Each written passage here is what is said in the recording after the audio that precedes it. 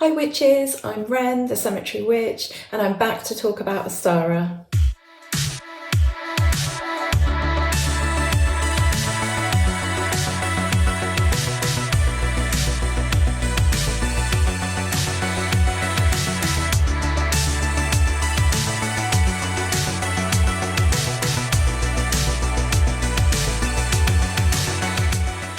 Do you know what Ostara is?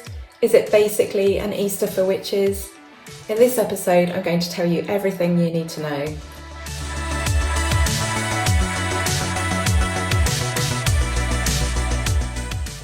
So today we're talking about Ostara. Ostara is the festival at the 3 o'clock position as you look at the wheel of the year. It comes after the festival of Imbolc and before Beltane. It's celebrated at the spring equinox, which is a movable feast. That means the date is not the same every single year, and that happens sometime between the 19th and the 23rd of March. Because it quite often lands on or very close to the 21st of March, some pagans will choose to celebrate Ostara on the 21st and have that as their annual celebration date. And they'll often do the same for the autumn equinox as well and celebrate on the 21st of September. Other pagans will choose to celebrate for a couple of days either side and have a few days of celebrations, not necessarily as a catch-all, but because we're merry folk who like to party. Well, there's no evidence to suggest that our ancestors celebrated Ostara. We do know that the Anglo-Saxons referred to the time around April in reference to the goddess Eostra, and we know that the Venerable Bede said that the spring equinox was also sacred to Eostra, who was a West Germanic goddess of spring and dawn, and this is also where the name Easter comes from.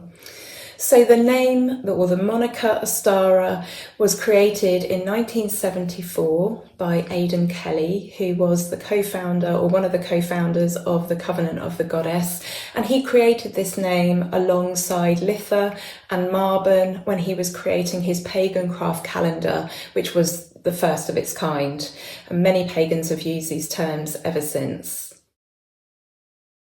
Hares are often associated with Ostara and the spring equinox in this time of year because of their frequent appearance in the spring. The Easter hare was very common in Germany in the 19th century. He was very popular and found on cards, books and on toys. And in time he found his way over to Britain and America, and we named him the Easter Bunny instead. He was a little bit like Father Christmas in that he would decide at the beginning of the spring period, at the beginning of Easter, whether somebody was good or bad. So he was very much one of those figures presiding over things and deciding whether children were rewarded or not. Several scholars have tried to link the goddess Eostra to hares.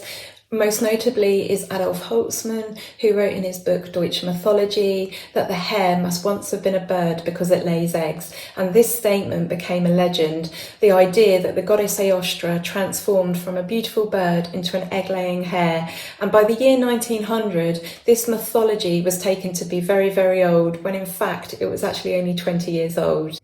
Other scholars have tried to link the two, but apart from the writings of the Venerable Bede, very, very little is known about the goddess Eostra. But it is said that the light that she brings at dawn is carried by hares, so we do have these beautiful stories, but very little else. So what does the festival Ostara actually mean to us? Well, the plants that we made in the autumn have germinated and they have been incubating over winter. And although we're working towards balance at this time of year, we're looking at our lives, we're seeing how we can seek that balance, we're waking up, we're becoming more aware of ourselves, our lives, our surroundings.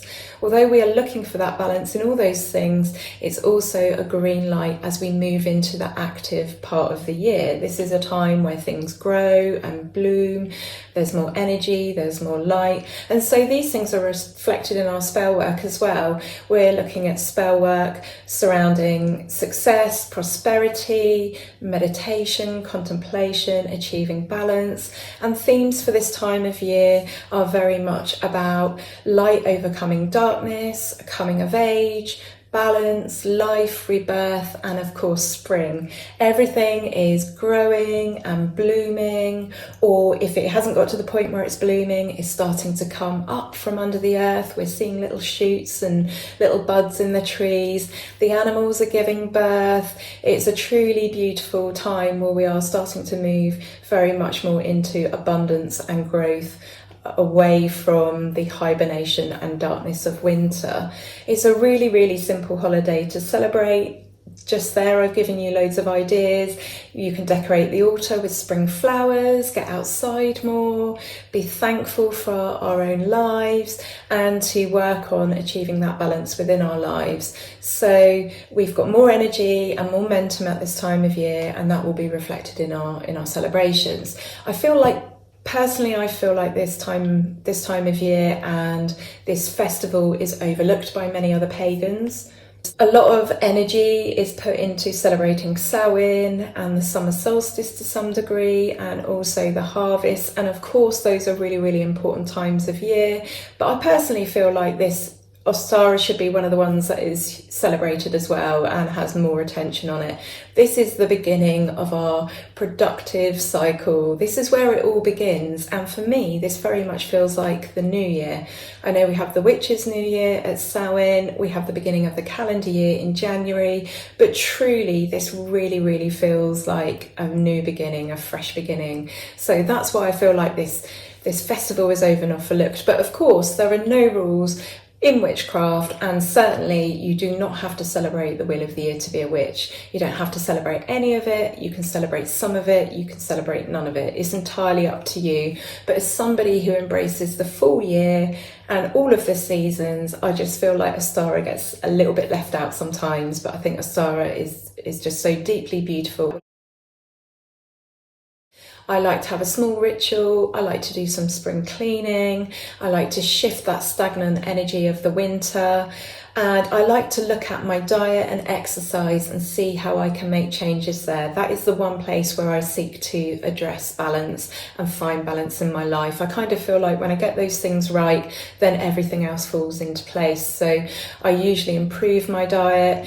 You know, we've just overwintered. It's completely natural to want to stay in and not move much and try and stay warm and fill yourself with heavy, stodgy, beautiful treats of foods. And so at this time, I usually look at lightening my diet and making sure I'm filling myself full of lots of good things and trying to get out for some fresh air each day.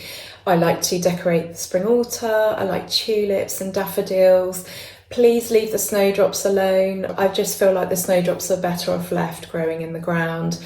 And that's it really. You could do a tarot reading for the year ahead. If, like me, you see this as the beginning of the year. There are so many ways that you can celebrate Ostara. I'll have to do another video on those ideas alone. There's lots of egg decorating to be done, an Ostara tree, which is simple branches that you spray and you decorate with hand-blown eggs and stuff like that. There's an awful lot going on during Ostara. So that's Ostara in a nutshell. It's a time of growth. It's a time of expanding light and warmth and movement and energy and momentum. It's a time of balance where day and night are of equal length, and then that balance is going to be tipped as we move into longer, warmer days and more hours of daylight. I will talk about the differences between equinox and equilux in another video. They are slightly different, but because that involves the autumnal equinox, I think that's a sort of a standalone video. So very simple holiday to celebrate, despite some of the complex history there, some of the mysteries around the goddess Ostara and what we know about her. But it's such a beautiful, beautiful celebration. It's time to get outdoors. It's time to get moving. It's time to completely shake the winter off and to look what's good in our lives, to find that balance and to start thinking about that active part of the year. It's a green light. So it's a really good time for new beginnings, new journeys, new projects. We've got the energy to put into these things. We've got the energy to do them justice and to turn them into something sustainable. So it's a really, really wonderful time of year. I'd really like to know in the comments if you celebrate Ostara, how you feel about it, if this feels like the beginning of the year to you, or whether you work to the witches calendar, or the Gregorian calendar, the 1st of January, or whether you're a bit like me and you feel like these 3 things all feel like the beginning of the year, but this one feels like, the true beginning. Let me know what you think. I'm really, really interested to hear. And if you enjoyed this video, please hit subscribe. It really helps the channel to grow. It tells YouTube that this video is worth watching, and it will help suggest this video or any of my others to other like-minded people. So it's helping out your fellow witches and pagans. And I'd love to hear all about your celebrations, what you're planning on doing. If you have a tradition that you do every year, I'd love to hear all about that. And yeah, I'm wishing you all a very, very happy Ostara. I will put the video for an Ostara ritual up. It's very, very simple. I'm calling it a ritual. Really, it's just a small working. It's not perhaps as elaborate as a ritual, but it's not a spell. It doesn't have a magical goal. It's all about celebrating the divinity in your life at the time of Ostara, whatever you determine that to be, whatever you perceive that to be. So thank you ever so much for watching, and I will see you all again soon. Take care for now, witches. Goodbye.